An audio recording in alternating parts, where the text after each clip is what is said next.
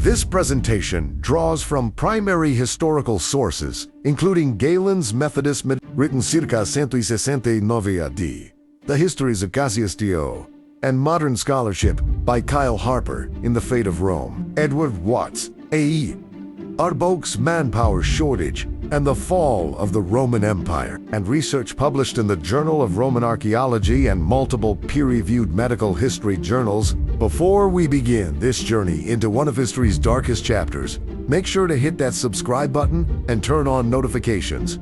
You won't want to miss what comes next. And if this story grabs you, slam that like button. It helps more people discover these untold histories. The year is 165, Anno Domini. Rome stands at the absolute pinnacle of human civilization. The empire stretches from the mist-shrouded forests of Britannia to the sun-baked deserts of North Africa, from the Atlantic shores of Hispania to the fertile valleys of Mesopotamia. 75 million souls live under the protection of Roman law. The Pax Romana, the Roman peace, has brought unprecedented prosperity to the known world. Emperor Marcus Aurelius, the philosopher, rules alongside his adopted brother Lucius Verus.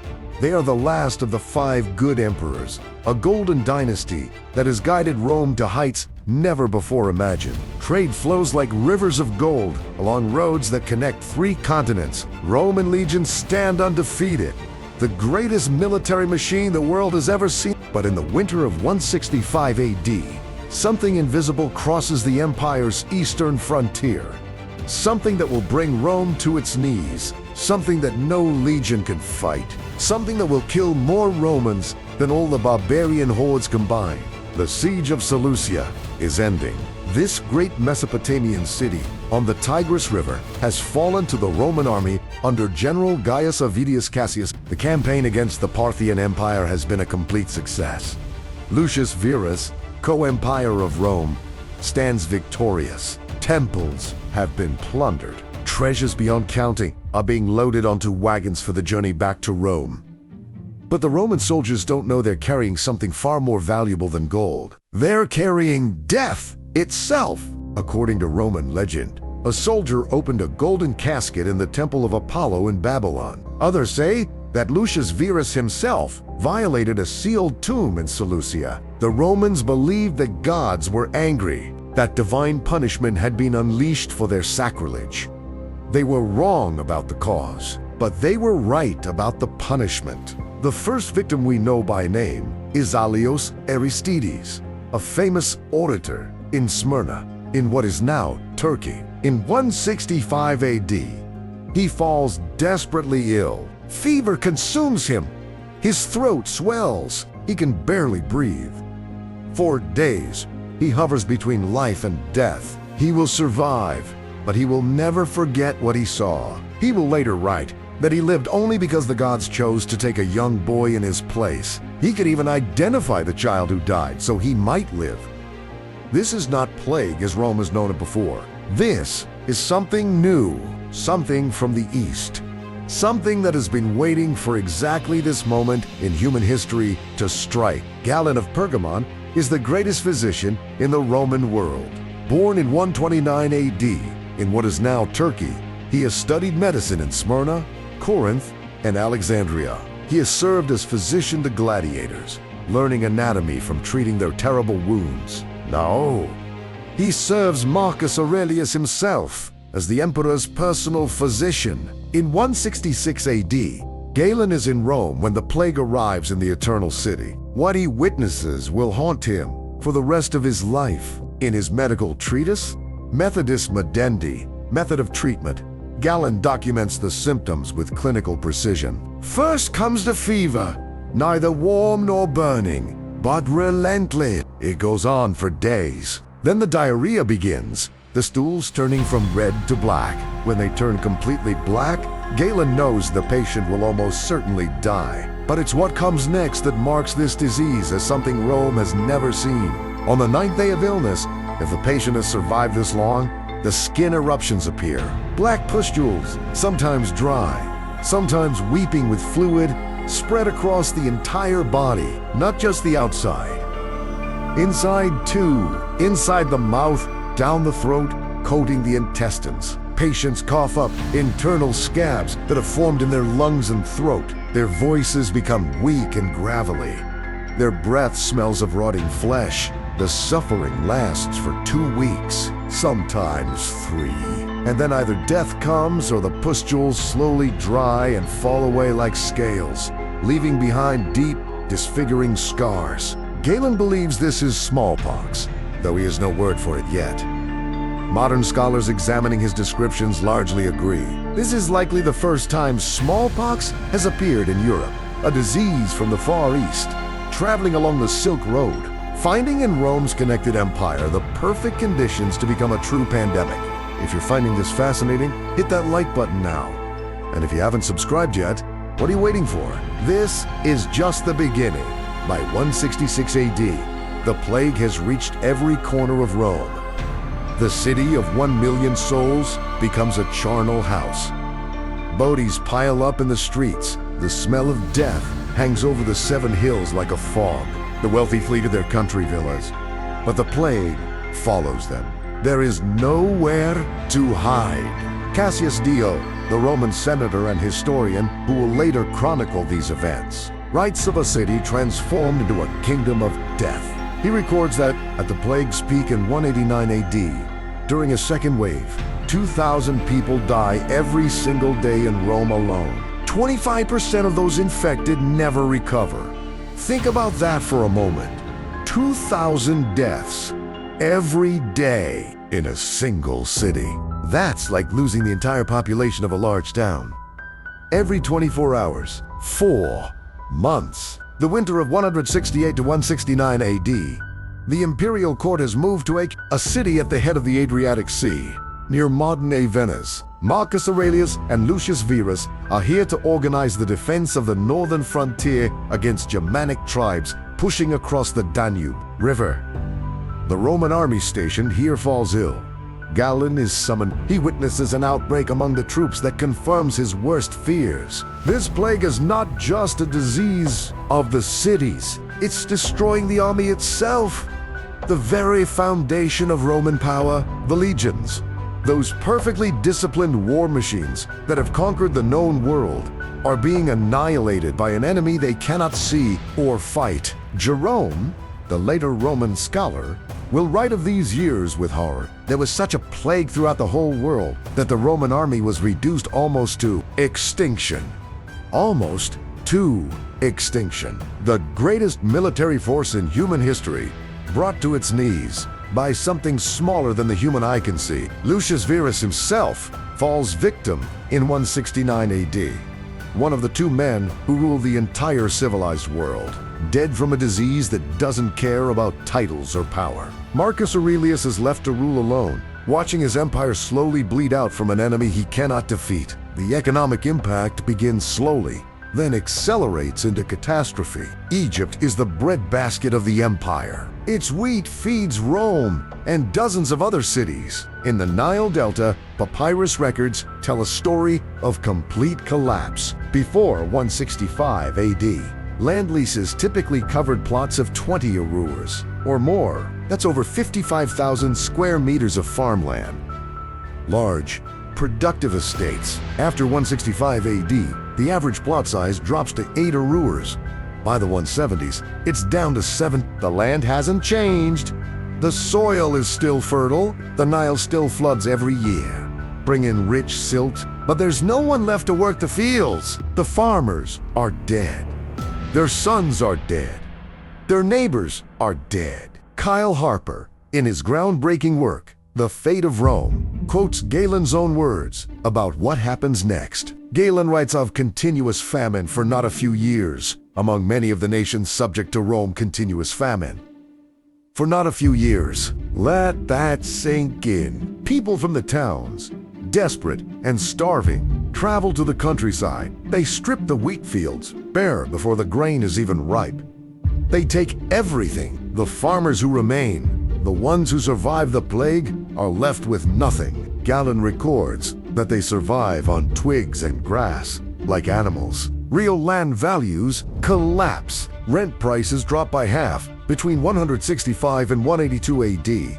This is not because land has become cheaper. It's because There are no tenants left alive to pay rent. No workers left to farm the land. No buyers left to purchase the crops. The entire economic system is breaking down. Before you continue, help us reach more people with this story. Hit subscribe and that like button. It takes 2 seconds and makes a massive difference. The Empire's trade network, that marvel of ancient engineering and organization, begins to fail. Merchant associations petition the emperor, explaining they can no longer afford to maintain their headquarters because so many of their members have died. The flow of goods slows to a trickle. Mines in Iberia shut down for lack of workers. Archaeological evidence shows a dramatic decrease in air pollution from smelting operations.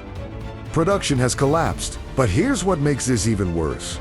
It's not a one-time event. The plague comes in waves. It strikes a city, kills a third of the population, then moves on. Months later, when enough new people have moved in or enough children have been born, it returns and strikes again, like a toxic pinball.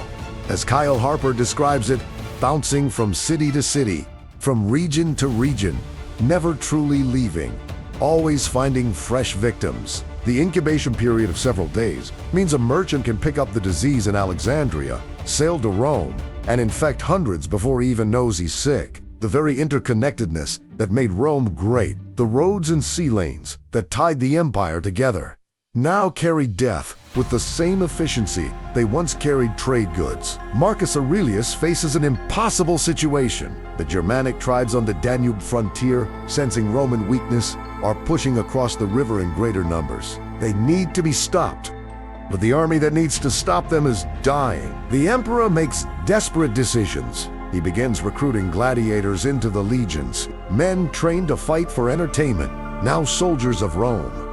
He recruits slaves, promising them freedom in exchange for military service. He even recruits bandits and criminals, men who would normally be executed or sent to the mines. A.E.R. Boak, in his seminal work Manpower Shortage and the Fall of the Roman Empire, explains the vicious cycle this creates. As the plague kills peasants and farmers, the emperor drafts more men from the countryside to fill the depleted legions. But this means even fewer workers to grow food. Less food means more hunger and malnutrition. More hunger means weaker immune systems. Weaker immune systems mean more deaths when the plague returns. The empire is cannibalizing itself, trying to survive. City councils across the empire can no longer meet because so many council members are dead.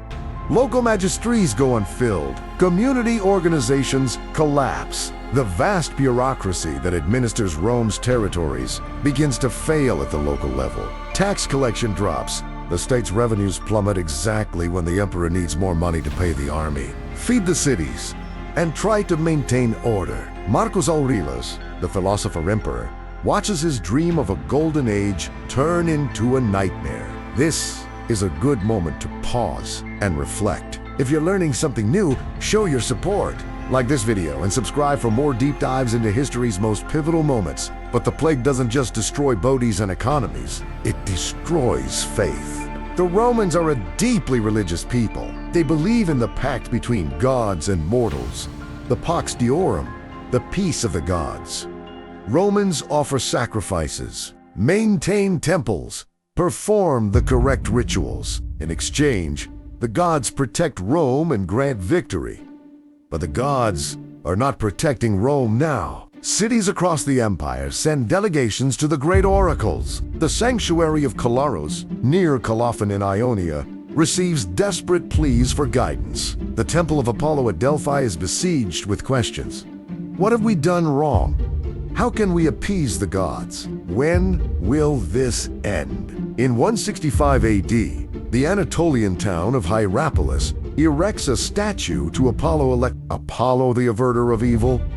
The entire community comes together in this act of desperate hope. They pray that the god will turn away the disease that is devastating their city. The prayers don't work, the sacrifices don't work, the rituals don't work. For the first time in centuries, Romans begin to question whether the old gods have abandoned them. This creates a spiritual vacuum.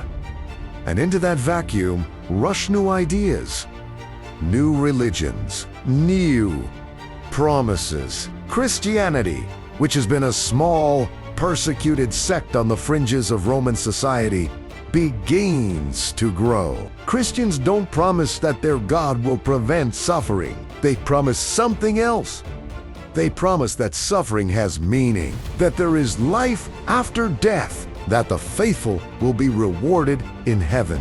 In a world where 2,000 people are dying every day, where fathers watch their children die and mothers bury their husbands, this message has power. Ironically, the plague becomes a moment for Christians to demonstrate their faith through action, while pagans flee the sick, terrified of contagion. Christian communities care for the ill. They wash the bodies of the dead. They comfort the dying. Many Christians die doing this, but many survive, and people notice. The historian Cassius Dio, writing in the early 3rd century, will call the empire under Marcus Aurelius a kingdom of gold that persevered amidst extraordinary difficulties. But he's writing with hindsight. After Rome has survived, after the worst has passed, the people living through it don't feel like they're in a kingdom of gold. They feel like they're in hell. Stay with me. We're approaching the climax. Make sure you're subscribed so you don't miss how this transforms Rome forever. By 180 AD, the plague has been raging for 15 years. Marcus Aurelius himself may have died from it. Those sources are unclear. What is clear is that the empire he leaves behind is not the empire he inherited. The population has declined from its peak of 75 million. Some estimates suggest 5 to 10 million dead. That's roughly 10% of the entire empire. But the raw numbers don't capture the full devastation. The plague has killed disproportionately in the cities, where Romans lived closest together. It has killed the young and healthy, who have no immunity. It has killed the soldiers, the farmers, the craftsmen, the merchants, the working spine of Roman civilization. The survivors are traumatized. An entire generation has grown up knowing nothing but waves of death sweeping through their communities. They have watched parents, siblings, friends die in agony. They have walked through streets where corpses pile up faster than they can be burned or buried. They have seen the social order collapse.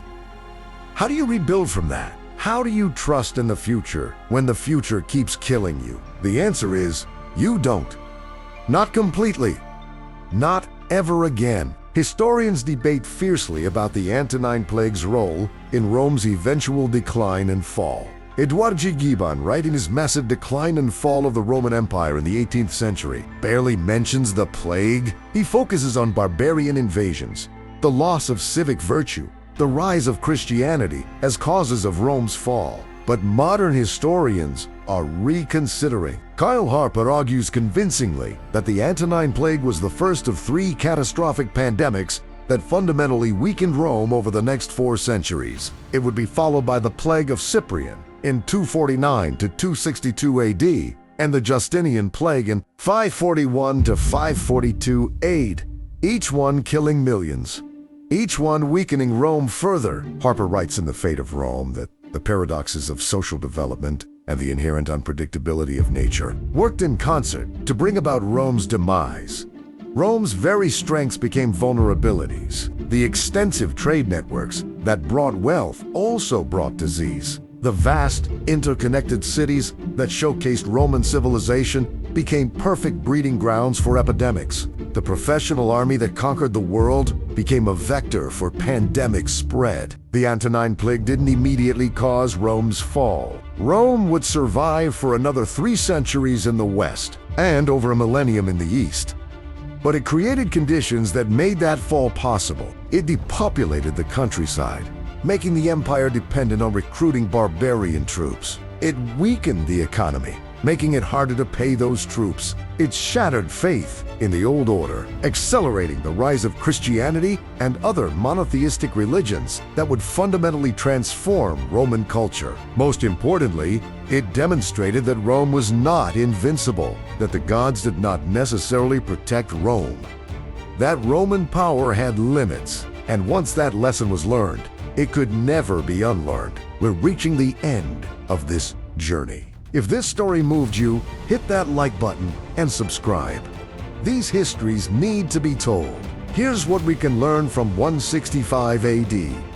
Rome in 165 was in many ways like our world today, highly interconnected, dependent on complex trade networks. Urbanized, prosperous. At the height of its power, the Romans believed their civilization would last forever, that their engineering, their laws, their military power made them essentially immune to existential threats. They were wrong. The Antonine Plague teaches us that pandemics can strike at any time, even in the most advanced civilizations, that diseases don't care about military power or economic strength. That connectivity, while bringing enormous benefits, also creates enormous vulnerabilities, that societies can survive even catastrophic disasters, but they are transformed by them in ways that ripple forward for centuries. Edward Watts, professor of the University of California, San Diego, and author of Mortal Republic, notes something else important. He writes about how Romans eventually look back on the plague years with what he calls an odd nostalgia for what it showed about the strength of their society and its government. Despite everything, despite the death and suffering, Rome did survive. Communities did rebuild. The empire did not immediately collapse. Romans pulled together. They adapted. They found ways to continue. There's something almost heroic in that resilience, but there's also something tragic in not learning the deeper lesson. Rome survived the Antonine Plague, but it never truly recovered from it. The seeds of eventual decline were planted in those years between 165 and 180. They just took centuries to fully bloom. Galen, writing years after the plague, still cannot fully explain what he witnessed. His medical knowledge, advanced as it is for his time, cannot grasp the concept of viral infection. He doesn't know about germs or immune systems or viral incubation periods. He treats patients with methods that we now know don't work: bleeding, purging, doses of milk as an attempted cure. But what he does know is the cost. He knows that Rome crossed a threshold in 165 AD. He knows that something was broken that could never be fully repaired. He knows that the world that emerged from the plague was not the world that entered it. And he knows that future generations need to remember. So now I'm passing that memory to you. In 165 AD, Rome began to starve, not just from lack of food, though that was real enough. It starved from lack of people, lack of hope, lack of the confidence that had made it great. The plague revealed the fragility hiding beneath the marble facades, and military might know the past. See the future. That's not just a phrase. It's a warning. It's a responsibility.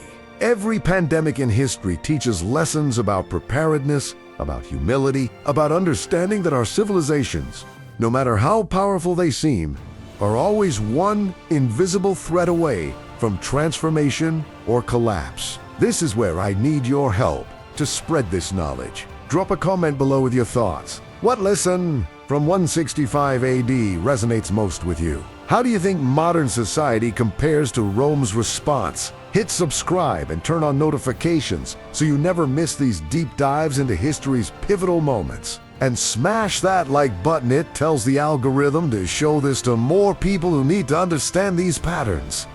History doesn't repeat, but it rhymes. And the Antonine Plague rhymes disturbingly well with pandemics in our own times. The fear, the economic disruption, the questions about government response, the search for meaning in suffering, the reshaping of society that comes after. Marcus Aurelius, in his Meditations, written partly during the plague years, reflects on mortality and acceptance. He writes that change is the nature of the universe, that all things pass away, that we must face adversity with grace and reason. He had no choice but to believe that. He lived through 15 years of watching his empire die, but he also lived to see the worst pass, to see Rome endure, to know that even in the darkest times, The human capacity for resilience is remarkable. The story of 165 AD is ultimately not just about death and decline. It's about survival, about the strength and weakness of civilizations, about the invisible forces that shape history, as much as the emperors and generals whose names we remember. And it's about understanding that knowing the past really does help us see the future. Thank you for watching. Subscribe for more untold histories. Leave a comment, Hichi, that like. And remember, we are not so different from the Romans of 165 AD. We face many of the same challenges. We have many of the same vulnerabilities, but we also have the same capacity for resilience, adaptation, and hope. Learn from their story. It might help us write a better ending to our own.